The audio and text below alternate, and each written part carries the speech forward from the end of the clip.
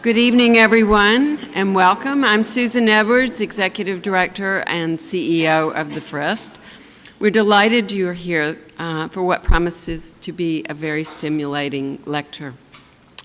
Tonight, we're privileged to have Richard Ormond, Commander of the British Empire, whose talk titled Mr. Sargent Goes to War is offered on the occasion of the opening of World War I and American Art, the first major exhibition to examine how American artists reacted to the First World War. This exhibition was organized by the Pennsylvania Academy of the Fine Arts and timed to coincide with the centennial of the entry of the United States into the war. The exhibition traveled to the New York Historical Society before coming to Nashville. We're delighted to have two of the exhibition curators with us this evening, Robert Cozzolino and David Rubin. Bob is currently the Patrick and Ami Butler Curator of Paintings at the Minneapolis Institute of Art, and David is the Charlotte C. Weber Professor of Art, Wake Forest University.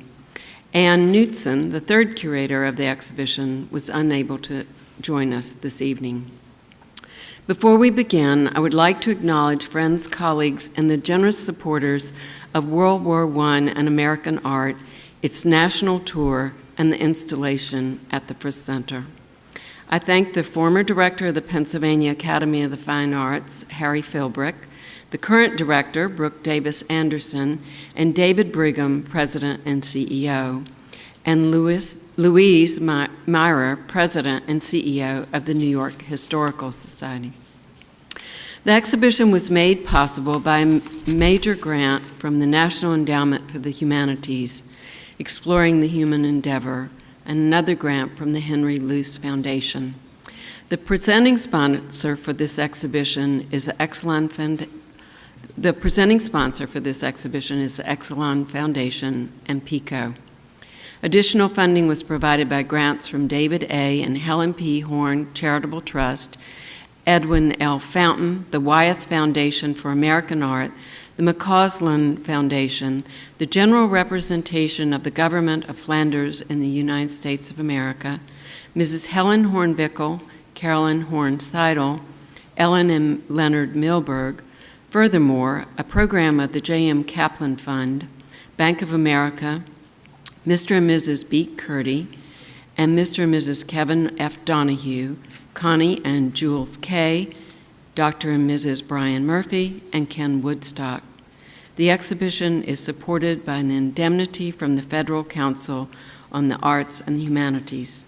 The presentation of the exhibition at the Frist Center is supported by Platinum sponsor, HCA Foundation, on behalf of HCA TriStar Health, Silver sponsor, Ameriprise Financial, Partner sponsor, Cracker Barrel, Hospitality sponsor, Union Station Hotel. Additional funding was provided by Friends of American Art.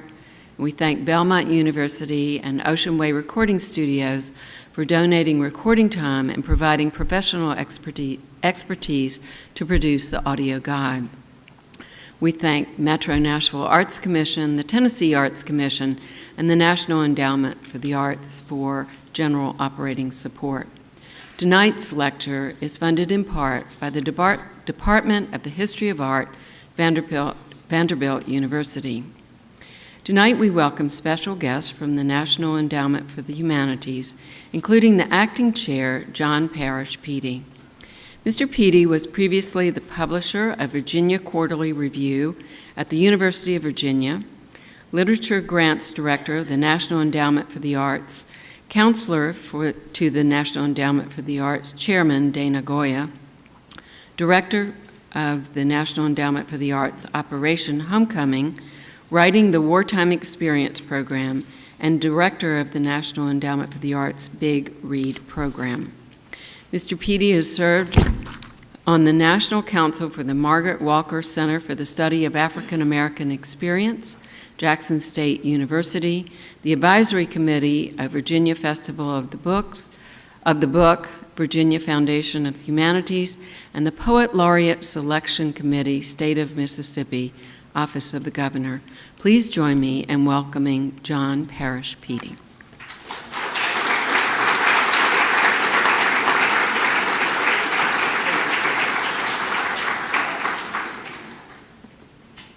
Good evening. Thank you, Susan. It's a pleasure to be here at the Frist Center for the Visual Arts to view this remarkable exhibition on the 100-year anniversary of our nation's entry into the war.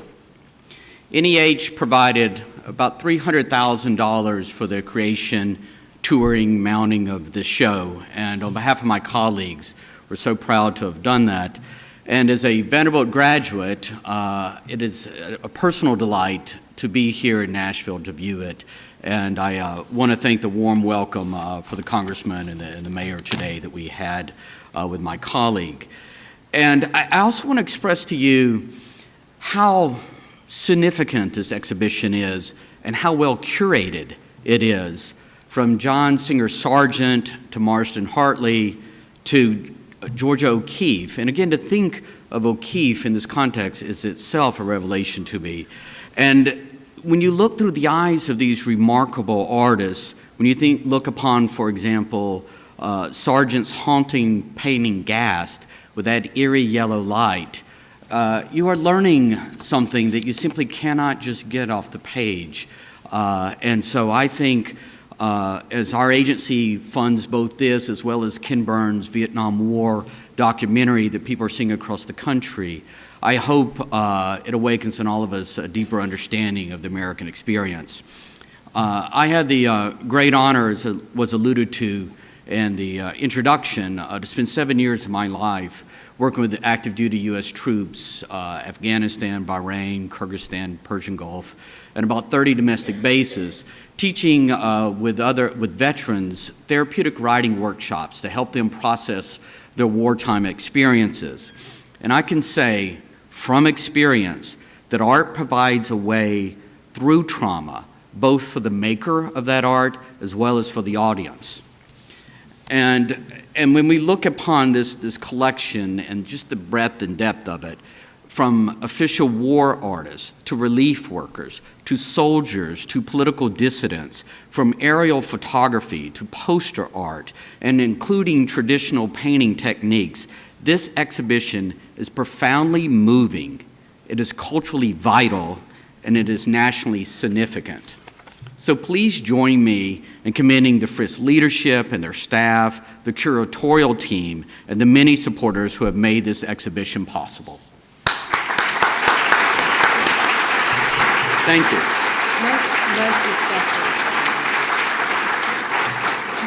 Thank you very much. These exhibitions are given tremendous encouragement when they receive a major grant from an organization like the National Endowment for the Humanities. Thank you. It's now my pleasure to introduce Trinita Kennedy, the Frist curator responsible for the presentation of World War I and American art in Nashville. Our members and regular visitors know Trinita as an acclaimed specialist in early Italian Renaissance art. It is of timely significance that Trinita's expertise also includes the art of John Singer Sargent, and specifically the painting in our exhibition, Gast. Please join me in welcoming Trinita to the stand.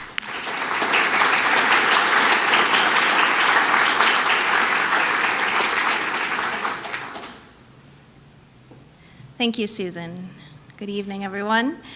At the Frist Center, our installation of World War I and American art opens with Gast, the monumental canvas completed in 1919 by John Singer Sargent in fulfillment of his service as a war artist for the British government. In the century since it was painted, Gast has traveled from its home, the Imperial War Museum in London, just once before, nearly 20 years ago in 1999, when it went to Boston and Washington, D.C. for a Sargent retrospective. The extraordinary size of the picture ensures that it rarely leaves London. That the Imperial War Museum has allowed it to be part of this show speaks volumes about the scholarly significance of World War I and American art, and the exhibition's organizing curators, Robert Cozzolino, Ann Knutson, and David Lubin, are to be congratulated.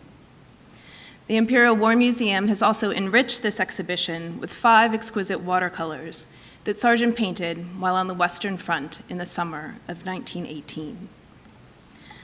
To celebrate these rare and generous loans, my colleagues and I at the Frist Center thought it would be ideal to have Richard Ormond, the leading expert on John Singer Sargent, to deliver a lecture about them on opening day. We are grateful that he accepted our invitation, especially since, like the Imperial War Museum Sargent pictures, he came all the way from London. Mr. Ormond's distinguished career includes formally serving as Deputy Director of the National Portrait Gallery in London and Director of the National Maritime Museum in Greenwich, England. He is a co-author of the 9-volume catalogue raisonné of Sargent's oils and watercolors, a project to which he dedicated more than 3 decades of intensive research and writing. The final volume was published just last year, and its penultimate chapter is entitled War, 1918. In extraordinarily eloquent prose, it examines Sargent's wartime experience that culminated in his masterpiece, Gassed. Mr. Ormond is a co-curator of the exhibition Sargent, the Watercolours, now on view at the Dulwich Picture Gallery in England. It is one of many critically important exhibitions on Sargent that Mr. Ormond has organized since his first at the Birmingham Museum and Art Gallery in 1964. His 2006 exhibition, Sargent's Venice, is simultaneously my favorite on Sargent and on Venice. It is worth noting, too, that Mr. Ormond was a co-curator of the 1999 Sargent retrospective that last brought Gassed to America. To Mr. Ormond, Sargent is not simply an endlessly fascinating subject, he is also family. Mr. Ormond's grandmother was Sargent's youngest sister, Violet, whose home was filled with the artist's paintings and drawings. Mr. Ormond's lifelong exposure to the master's work gives him insights that no one else possesses. He, more than anyone else, is responsible for the rich and nuanced understanding we now have of who Sargent was as both a person and a painter. For all these reasons, I am pleased to invite Mr. Ormond to the podium to deliver his lecture, Mr. Sargent Goes to War. Thank you.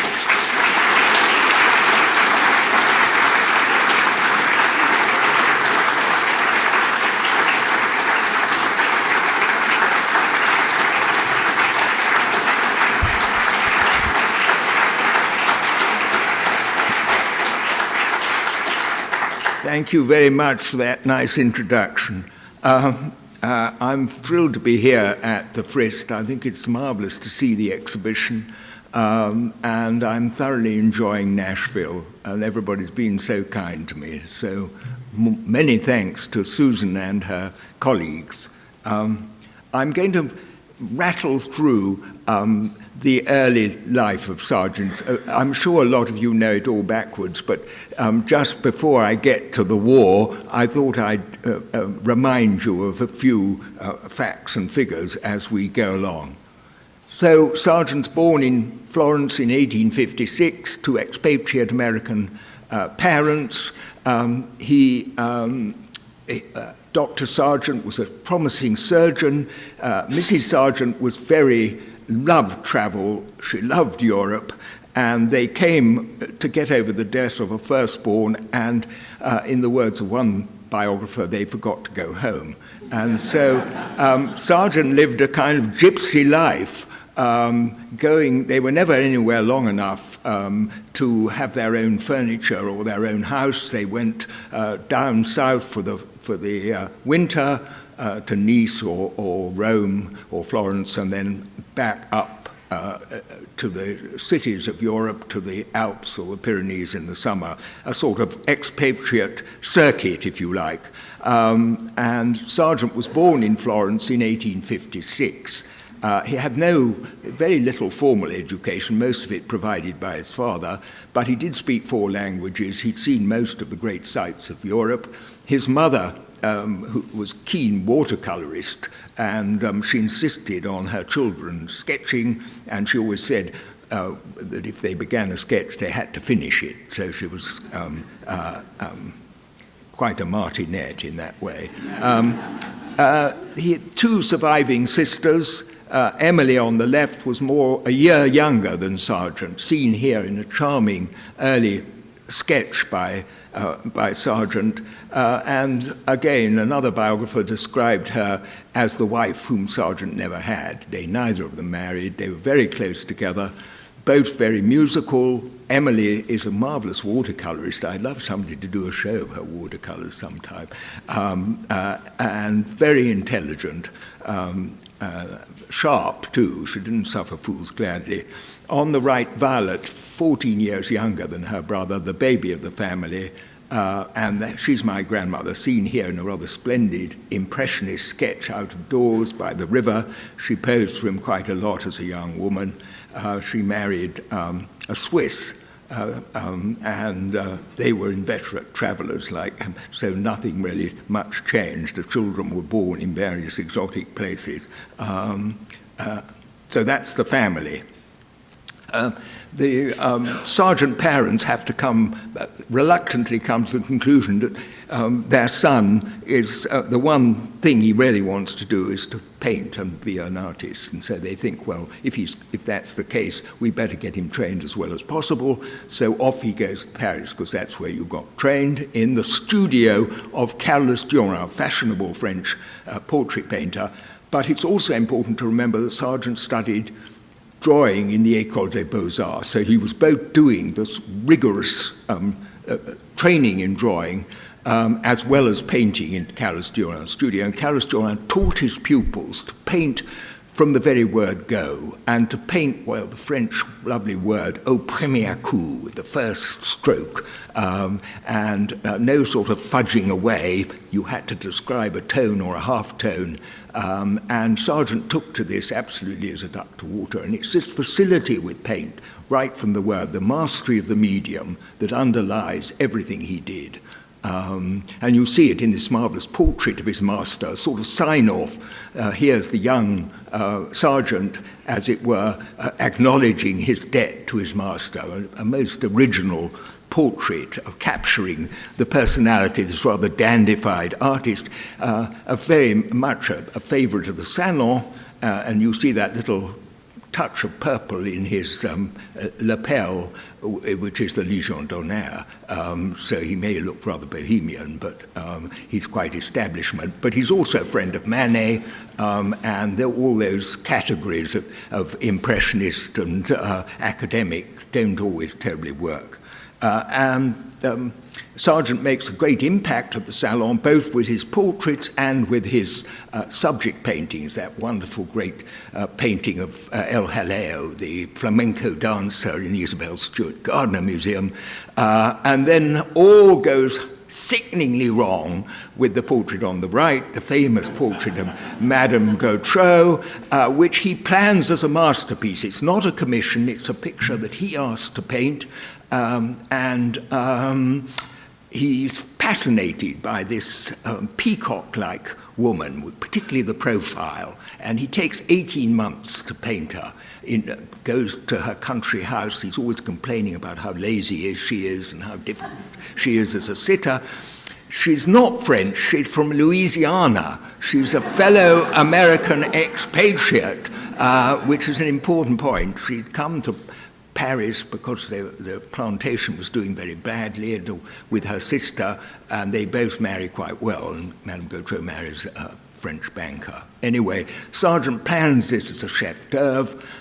It's a wonderful portrait, as you all know, this amazing woman with her white skin, this sheath-like dress, the décolletage, the outstretched, that very Sargent twisted arm coming down. I mean, we think of it as absolutely as a sort of quintessence of Parisian chic, but it absolutely got up the noses of the Parisian public. So difficult to understand why, and it became a scandal at the Salon. Poor Sargent, rather with his tail between his legs, comes over to England and eventually settles in London. But of course it's a bit out of the frying pan into the fire, because the English are even more conservative than the French.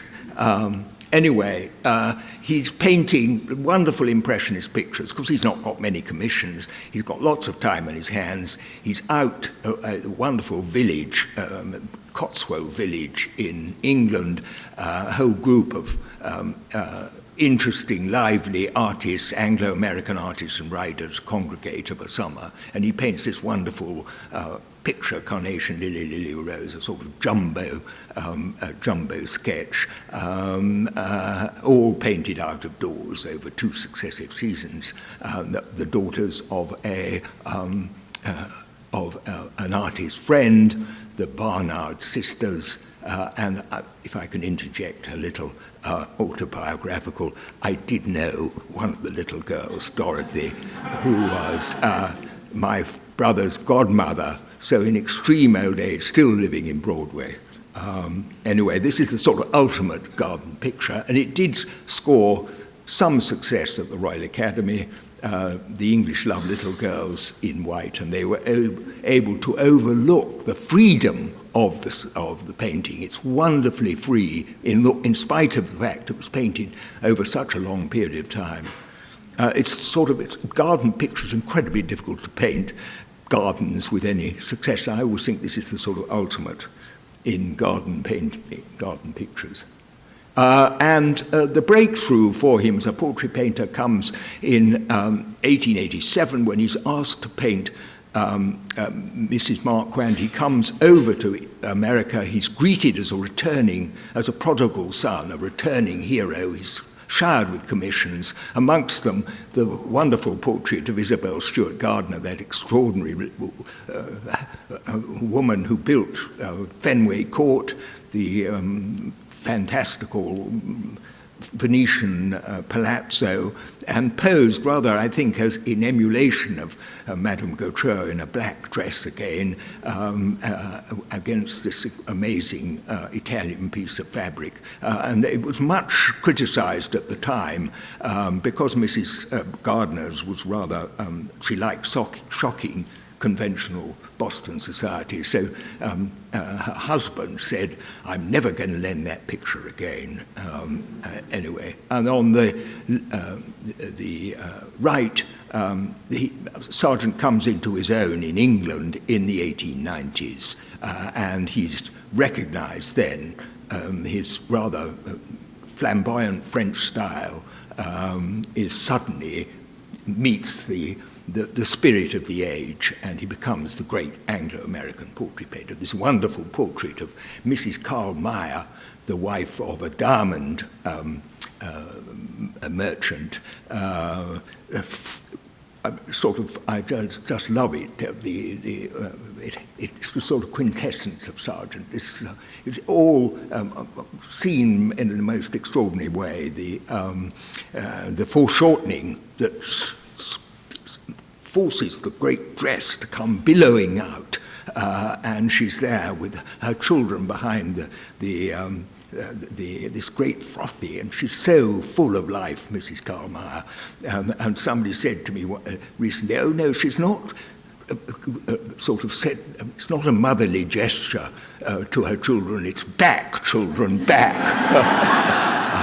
Anyway, and he's also commissioned in 1890 on a second visit to the States. He's commissioned to paint the great scheme of murals in the Boston Public Library on the theme of religion. It's his Sistine Chapel. He designs all the enrichments, all the architectural enrichments. It's been recently restored and relit. It's absolutely glorious. And Sargent had to retrain himself as a mural painter. Of course, he's drawing on his experience in the École des Beaux-Arts of composing on a grand scale. His style of painting, his very fluid paint surfaces are not appropriate to, he needs a much flatter style. He goes back to school in life drawing. All of the figures were all carefully studied in charcoal drawings.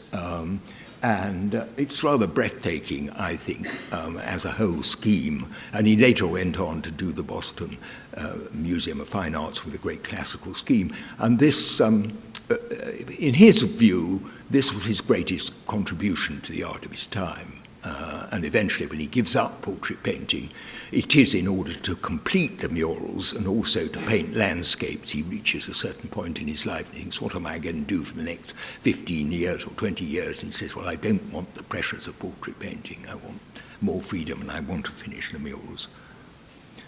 And around 1900, the pressures are so great, he feels the need to get away every summer and autumn. He goes to the Alps very often, first off in August, then down to Venice, his love affair with Venice, and then to some more exotic clime. And he's often painting in watercolour.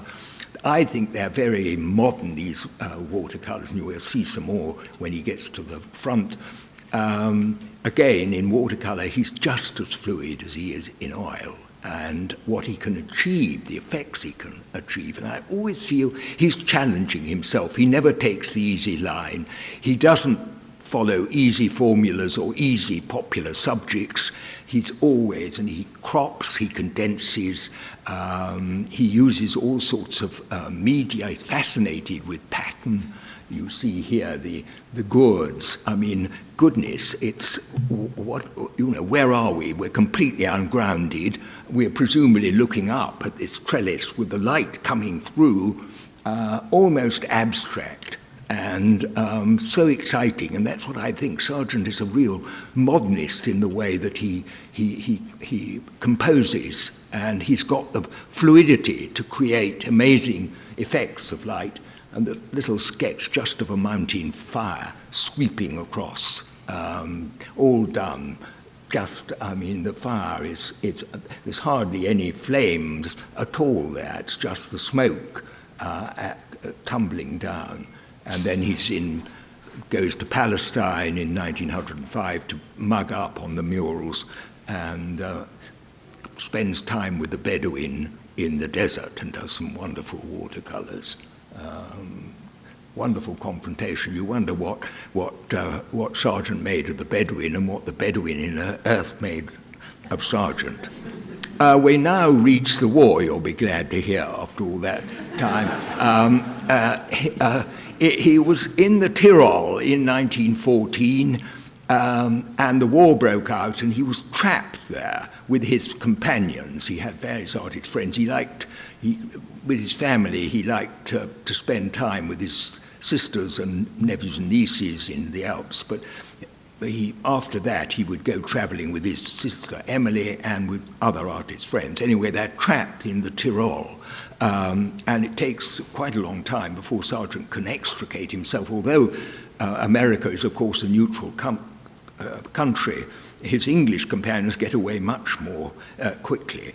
And already, I think, in the Tyrol, he's haunted by the war, the impending, this sort of folly of mankind. And he's painting all sorts of crucifixes, religious subjects. And here on the left is a picture of a simple chapel in one of the valleys of the Tyrol, which, of course, then were Austrian, and later became Italian, but at this time, this is Austria, and there's a monk hearing a confession of a woman underneath the crucifix, and on the left there's a Madonna you can just see with her,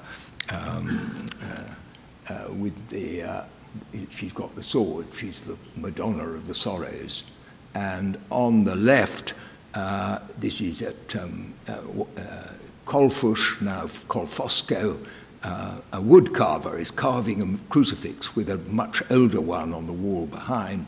I followed Sargent all over the world, and I've been there, and I met his niece back in the 1960s, who may have been one of those little children peeking through there. And then this haunting watercolour in the British Museum, which is part of an exhibition of British watercolours at the present time, of these memorial crosses in a cemetery in Colfosco, up one of the Tyrol. He comes back to London and he paints. He gives up painting oil portraits, which horrifies people. Mr. Sargent, you've always painted us. Oh, I'll paint your gates, your fences, whatever you like, but not the human face. Anyway, as a substitute for oil portraits, he took up these charcoals, these portrait charcoals, 24 by 18 inches, which he could do in a single sitting. And that's my current project. So if any of you come across portrait charcoals, please to let me know, because there's 650 of them, and it's a devil of a business to track them down. And they are all over the place.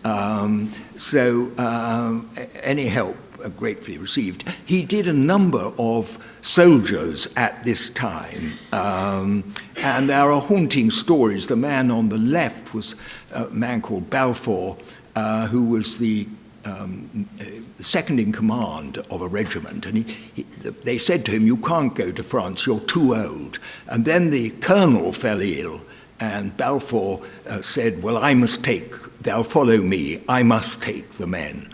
So, of course, he goes, and he's killed very soon afterwards. And then you realize, too, because talking to his granddaughter, she said that the two of the boys went off the rails, became alcoholics, and you realize that the ramifications of the war were not just the death of the father, but the consequences for the family. On the right is Edward Wyndham Tennant, a member of a very prominent family. His aunt was the wife of Prime Minister Asquith, and he was a sort of gilded youth, was killed on the Somme in 1915, aged 19, and his death caught the imagination of the nation. He seemed to stand for all these brilliant young men of that generation who were kind of decimated. Sargent is also at this time working on his murals, and in fact he comes to America in 1916 to install another lot of murals. This is one of the lunettes. It's Israel and the law, and the scroll with the law on it, and this shrouded, godlike figure. Wonderful composition. So he comes to America and really to work on the murals. He also spends time away, as he had done in Europe. He needs to get away in the summer. He goes to the Rockies in 1916, and this is Sargent doing the American Sublime. This is Lake O'Hara not in fact in America, it's the Canadian Rockies. And it's a wonderful, stupendous picture. I went up there and I was wondering where on earth this picture was painted from, and I came on a little plaque that said Sargent Point, and there was a It was a bit disappointing. In fact, there was another occasion, my wife was here, we were going up to Twin Falls, another great picture. This is in the fog, another great picture Mrs. Gardner got hold of. And we arrived after trekking for hours, and we arrived there, and there was this little hut serving coffee. And my wife said, "Oh, I think I'd like a cup of coffee." And so I said, No. We've just trekked in. This is a simple life. Not time for cappuccinos, but anyway, she went in, and there was this old lady, and Leonie explained what we wanted. She said, "Oh, you want to know where Mr. Sargent painted? Bill," she said to another old-timer, "take him up to Mr. Sargent's place." And so the memory of Mr. Sargent was still alive and kicking. Anyway, this is a stupendous picture in the fog. And then later, in 1917, he went to Florida and painted some gorgeous pictures. Vizcaya, if any of you have been to Vizcaya, near Miami, built by James Deering of International Harvester, the great Chicago company, built this amazing Italian villa, and it was just the kind of place that Sargent loved to paint a whole lot of watercolors there on the right, and there you see some black workers swimming. They were the workers who came from Cuba who helped to build Vizcaya. And then he also was fascinated by palms, the pattern of palms, and the light, the filtering of light. But again, rather like the goods, it's a flat surface almost. And so fluid, and when you get up close, you think, oh, I'll look more in detail. It just evaporates. It's just so economical and so filled with light and colour. It's really stunning. And he did a whole series of these. He's quite obsessive sometimes. And then in 1918, Sargent goes to war. He's asked to undertake a major work for what was going to be a Hall of Remembrance. The Prime Minister of the day, Lloyd George, wrote to him personally to say, please, Mr. Sargent, please will you go to France? Because Sargent was rather reluctant. He didn't feel he was a natural war painter. But anyway, off he sets, and he goes with the man top left, Henry Tonks, who was a famous teacher at the Slade School of Art, and had been a surgeon. And in fact, Tonks, before they go, had done a whole lot of watercolours of plastic. There was very advanced plastic surgery going on because of the war and these terrible wounds. And he did these sort of before and after watercolours of war victims. He was also rather a good caricaturist, and there he is painting Mr. Sargent, the burly Mr. Sargent, who of course was a compulsive smoker, and he's got a great cigar, and there he is at work under his umbrella. And so they go off to war, Sargent is searching for a subject. He's also doing some wonderful watercolours, several of which are in this exhibition, like the wrecked sugar refinery. Isn't it glorious? I mean, he's so got it all, this collapsed, all the feeling for the metallic surfaces of these, the tinny surfaces, and the feeling for the shapes of these, and all collapsed in on each other. So extraordinarily bold and free, and just, that's it. Sargent goes for the motif. Whatever he's painting, he wants to get to the essence of it. He was also rather like that musically. I have an uncle who was his nephew, who was an organist, and he said Sargent's playing of the piano was rather like his painting. He would muff some of the notes, but he would get to the heart of the piece, and that's what you feel with Sargent, who takes sometimes the most unprepossessing subject. I mean, who would ever dream of painting that? And somehow electrifies it. And here's a quotation or two from him at this time. I have done a few sketches, but only of picturesque scenes of houses. It is very hard to do anything really significant of warfare. As he said, the further you get to the front, the less there is to paint. I am now in a tower comfortably lodged in a big empty house without a whole pane of glass in any window, shaken to its foundations night and day by guns going off within a few yards, the air full of whistlings and whinings and hummings, but on the whole pleasanter than the mud of the trenches, he says. And he won the hearts of other soldiers by his intrepid courage, and also he messed in with them and suffered the same hardships. Indeed, there's a picture of a wonderful one of an interior of a tent, and he fell ill with influenza at one stage. And here's some more of those marvelous watercolors. On the left, a wrecked mill at Arras. Isn't it great? He loves the structure of things, and he's captured in some detail the actual mechanics of this mill, the round shapes, and then the structure of the girders and pillars. And Sargent's a master of white. White's his colour, and look at what he does with that tarpaulin, with the water pools of water dragging it down, and the shimmering feeling of light bouncing off it there, all sorts of yellows, blue for the shadows. And so tour de force, rather like he was painting all those great dresses of the women. He loved what he could do with white. Or this scene of a gateway and wall, such as he would have painted in peacetime, and like a great wound, he shows the wall where some shell has gone in with a wrecked coach, a sort of shattered symbol of a peaceful life early on. The soldiers leaning against it. Again, a sort of an oblique view, always. Sargent never does the obvious. In Venice, you're always following him through the narrow.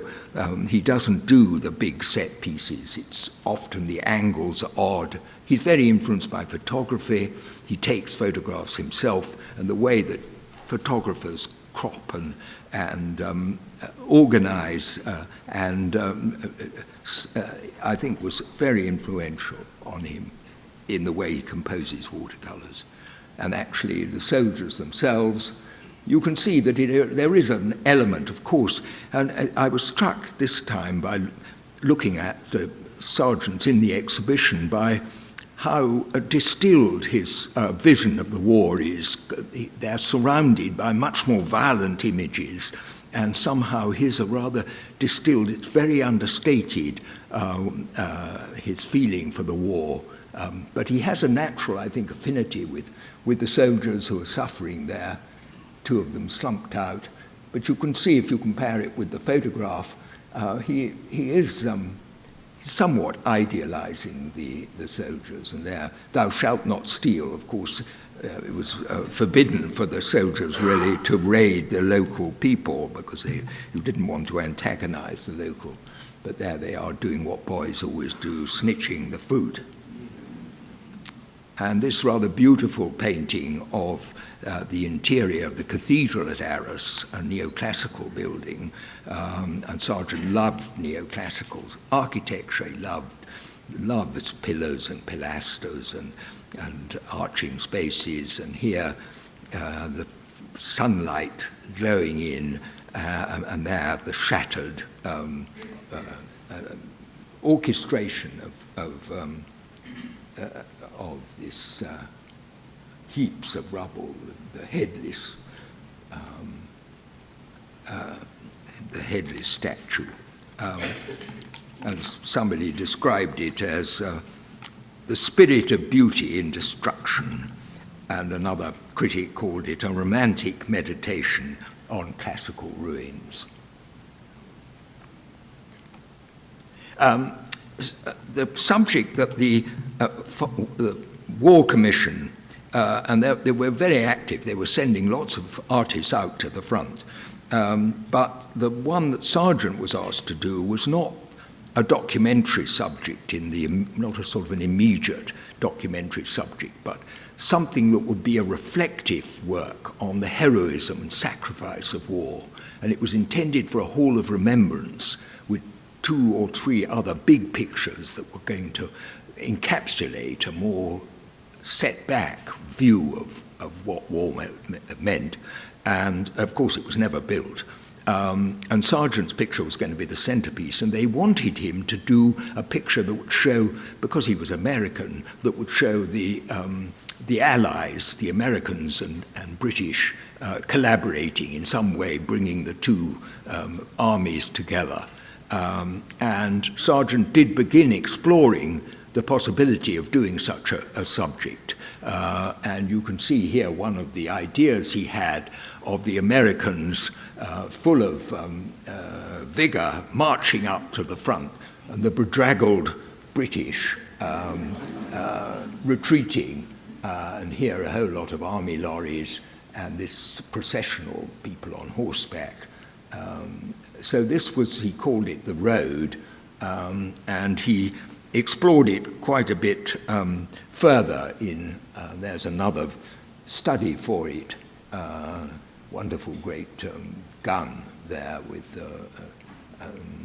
a tractor and the troops going up. And you can see some of the studies for the motorcyclist and so forth, and for that great tractor up there pulling a gun. But Sargent, he didn't want to paint that eventually. He'd seen at somewhere called La Barque du Sud, near Blairville, not far from Arras. He was with the British troops. He'd seen a scene of men blinded by mustard gas coming into a dressing station. And the sight of these men had moved him deeply. And he told the War Commission that really I don't want to paint the road. I don't want to paint that subject. I want to paint this subject of Gast.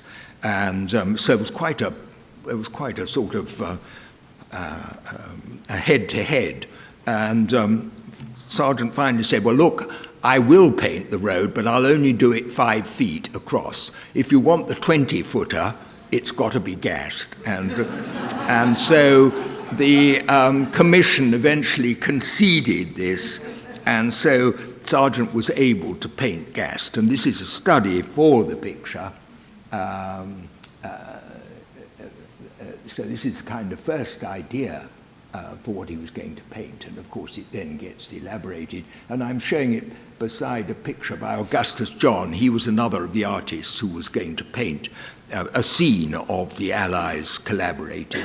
This is one of Canadians. I don't think this was actually this was commissioned by the Canadians, but of course John, being John, never finished it. But it's a good point of comparison. So this again is a more considered piece,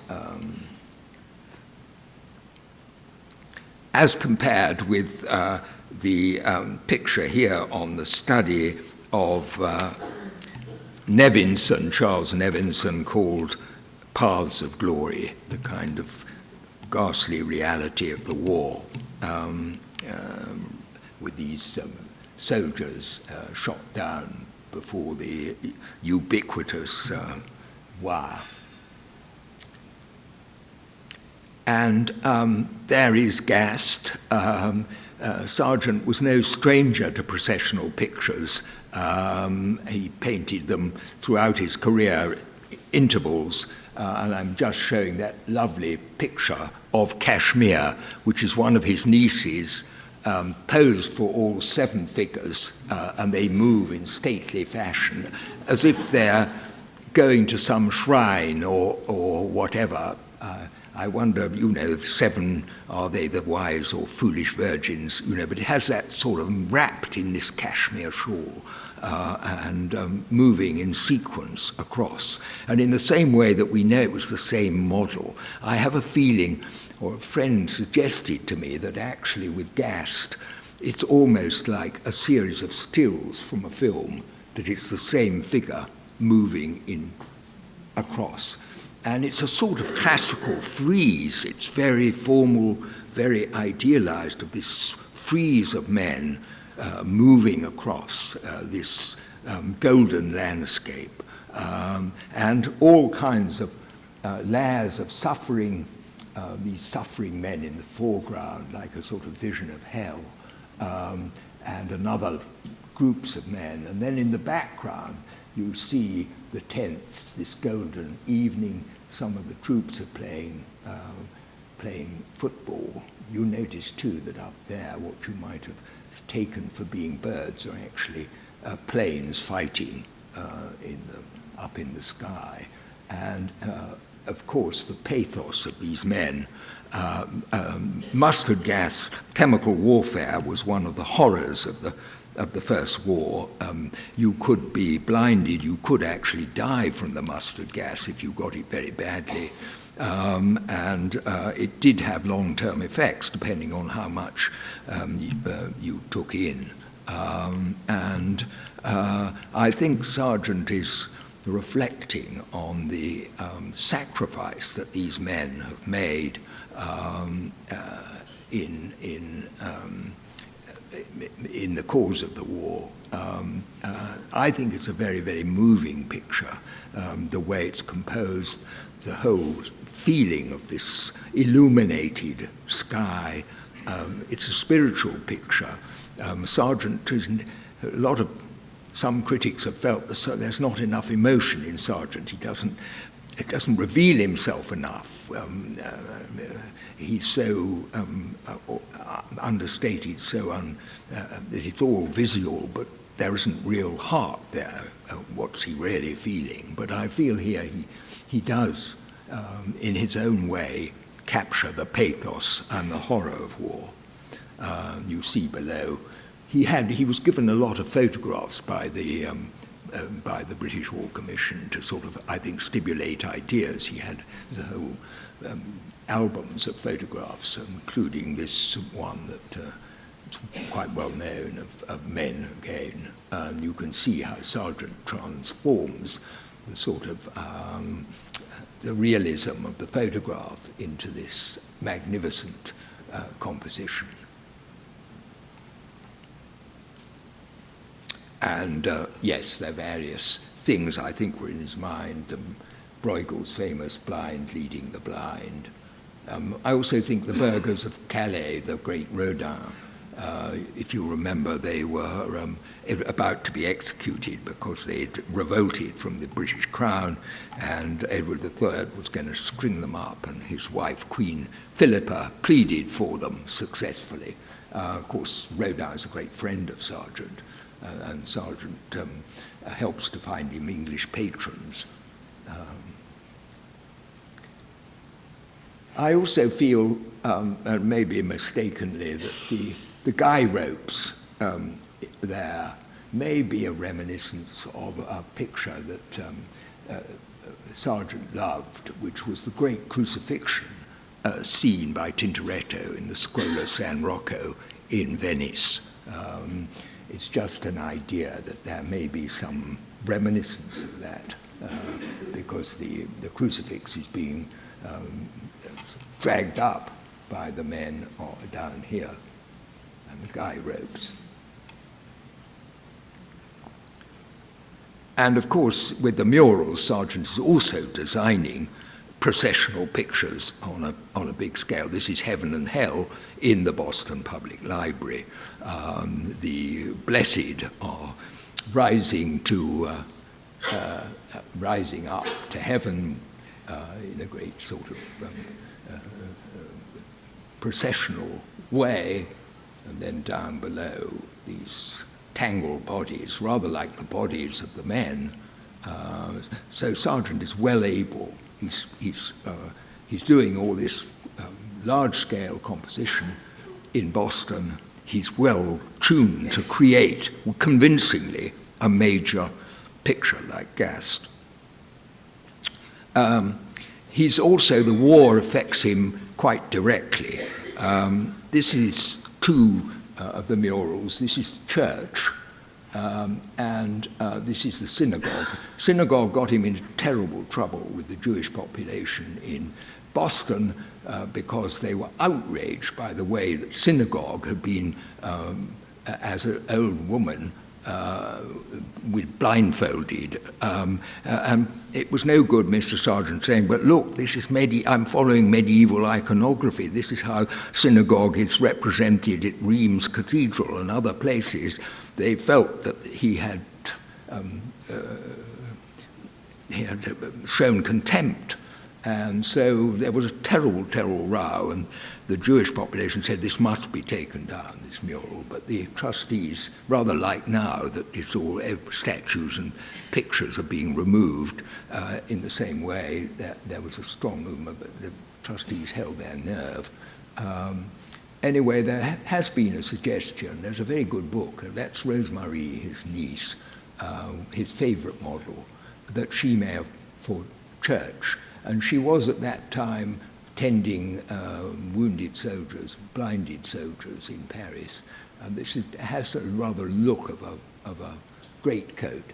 and there's Christ with the church, the figure representing the church, that it might possibly have been modelled by Rosemary.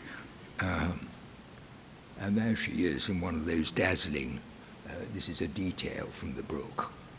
Isn't it simply wonderful what Sargent can do with paint? These two nieces, dressed in Turkish costume, a sort of oriental fantasy in the Alps. And Sargent was devoted to her. There she is with her brilliant French art historian husband, Robert-André Michel. He's killed in 1914. Rosemary is in a church on Good Friday 1918, and the long-range German shell falls on the church, and Rosemary is killed. And they're buried in a beautiful tomb that's looked after by the commune at Soissons, just outside Soissons, on the hillside. And every year they visit the tomb, and I was there 100 years to the day after Robert fell, with the mayor and the veterans singing the Marseillaise. So, and I've always had a strong feeling. Rosemary was somebody who taught more about others than herself. She was very beautiful, but obviously a rare and generous person. Sargent begins work on Gast. He does lots of sketches, obviously, in France, but the real work is done in his studio, his Fulham Avenue studio, where he's painted the murals. It's a big job. He does endless studies. These are charcoal studies of all kinds for all the different figures. So it's a really long process of working through to create Gast. And it appears at the Royal Academy. I'm sure I've gone on for much too long. It appears at the Royal Academy in 1919 and is greeted with enthusiasm by most people. I'm afraid to say that Virginia Woolf is rather hard on it, and so is E.M. Forster. But then there are the Bloomsbury people, and they had it in for Sargent. And I don't think that's that. But Sargent's great friend Vernon Lee said of it, "This composition is as majestically serene as some antique frieze, while for the emotions of the beholder, it is as terrible as a chapter from Tolstoy," which I think is a rather good description. Not content with painting a great picture of suffering soldiery, Sargent is also persuaded to paint this great picture of the First World War British generals. Somebody described it as a portrait of Jackboots. They're all wearing the sort of a terrific great picture in the National Portrait Gallery. And it's rather awe-inspiring in its way. It's an idealized setting, those two, you see the base of two enormous columns, and there they all are in their splendid uniforms. And it was planned, it was commissioned by a wealthy South African, Sir Abe Bailey, as one of three pictures: the First World War statesman on the left by Guthrie, and the First World War admirals by somebody called Cope below, whereas Cope and Guthrie present the thing as if there's some meeting going on. Sargent doesn't bother with that. It's a school photograph. They're just arrayed across. But it's, I think, still a very impressive, imposing, just because it's so full frontal. There's no kind of attempt to create a narrative. There they are, boom. And again, the picture took ages. As he said, he had to put salt on the tails of the generals. There on the left is Smuts, the South African. It was also the Commonwealth and countries, and another, the Earl of Ypres, and two drawings, compositional, and they're almost these sketches for almost all the generals. And that appeared to rather less acclaim than Gast at the Royal Academy of, I think it's 1922. And just to complete the war, these are the Sargent's two murals in the Widener Library at Harvard, celebrating the Harvard dead. First of all, on the right, the Harvard troops entering the war to be greeted by the French with the American eagle prominent, and then a French figure of liberty, and then the death and victory on the left, and there they are in the Widener Library. Sargent had, after this, only 3 years to live. He completed the Boston Public Library, and then he went on to do this great series of neoclassical murals in the Museum of Fine Arts. You go up the staircase, there are all the Sargents, and you enter the rotunda, which is here on the left. And there's the staircase with the ceiling panels as you go up. And he still found time occasionally to go and paint in the countryside. This is a charming oil portrait of his friend Dwight Blaney on Ironbound Island in Maine, still owned by the family. And one of the family, took me out to where this was painted. Oh yes, you want to go and see where Mr. Sargent painted. In fact, all round Ironbound I went on a wonderful visit. And here we are, Mr. Sargent, 1925, on the eve of departure to Boston to install the last of the Boston Museum murals. He doesn't wake up in the morning just as he would want it to have gone. He's 69 with Voltaire's Lettres philosophiques across his chest. He's very widely read. He's very cultured. He's very musical. And large man, 6 feet, portly, real Edwardian, difficult man to read biographically. He's very private. He doesn't wear his heart on his soul. All his energy and sensuality and vitality, you feel, pours into his art. And he's buried at Brookwood Cemetery outside London with his sisters. And thank you very much for listening.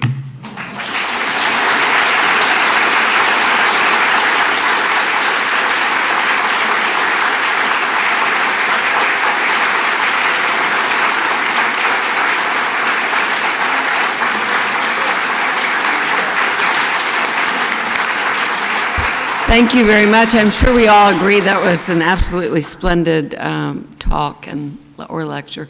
But Mr. Roman is willing to take a few questions if you'd like to ask them. Or not.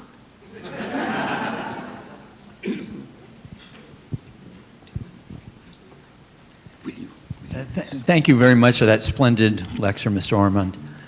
You mentioned Virginia Woolf's review of the show where Gast was, the exhibition where Gast was, and I know she sort of mocks the man who's raising his leg up at the... Yeah. But could you... I've read that review many, many times, and I still quite don't know what she's saying. And it seems like it's a jabbing, but when she talks about the scalpel, the pinch that hurts more than the surgeon's knife, how do you read that? Oh, goodness. I'd need to read the review again. But, of course, they had been, Vanessa Bell, the sister, had studied with Sargent at the Royal Academy schools and was very